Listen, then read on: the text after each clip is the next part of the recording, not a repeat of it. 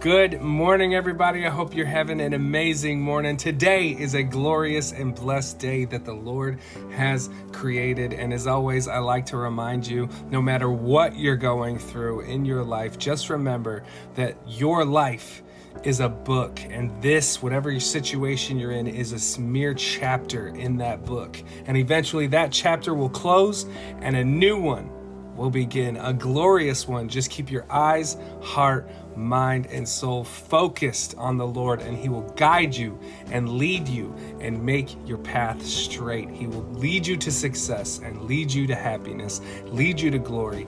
Even if the storm is going around you, there will be joy in your heart, just like He did here with Hezekiah in this word of the day. If you have not spent time in the Word, as always, your boys got you. Let's go. This one is coming out of 2 Kings chapter 19, and the verse that we're going to focus on is 31, but let me give you a little context.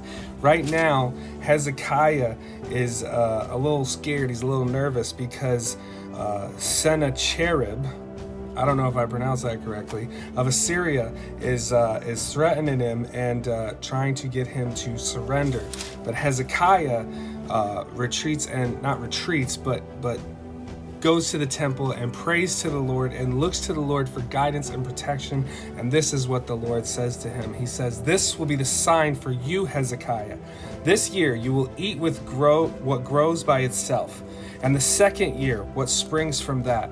But in the third year sow and reap, plant vineyards and eat their fruit. Once more, a remnant of the kingdom of Judah will take root below and bear fruit above. For out of Jerusalem will come a remnant, and out of Mount Zion a band of survivors."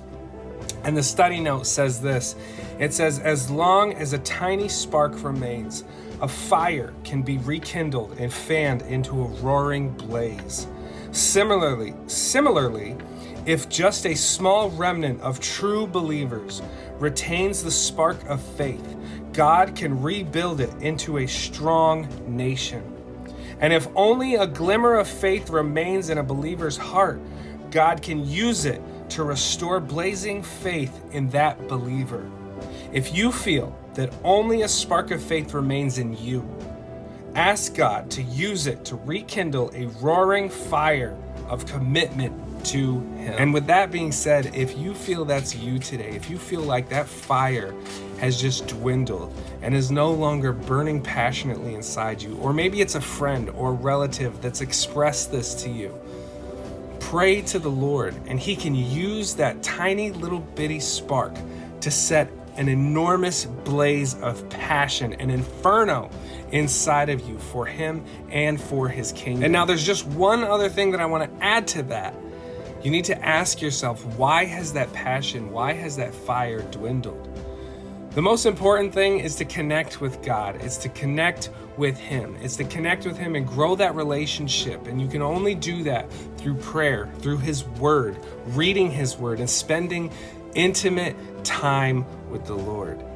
The only way you get to know somebody is by growing in a relationship with them. And the only way to grow in a relationship with them is to talk to them, is to connect with them, is to get to know them and get to know their character. And the only way to do that with the Lord is to spend time in His Word, spend time in His prayer, spend time in worship, and living and abiding by His commands and decrees.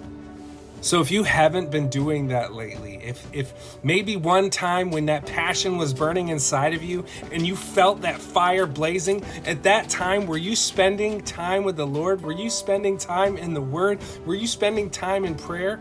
And if you no longer have that fire anymore, is it because that you're not spending the time that you once were with Him?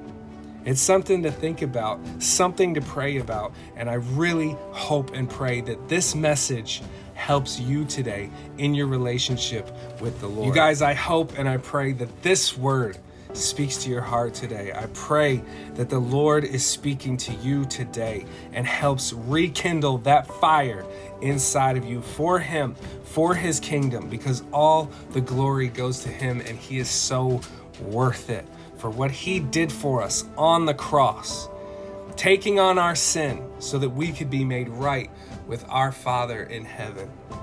You guys, I hope you have a beautiful and glorious, wonderful, blessed day. God bless, and go in peace.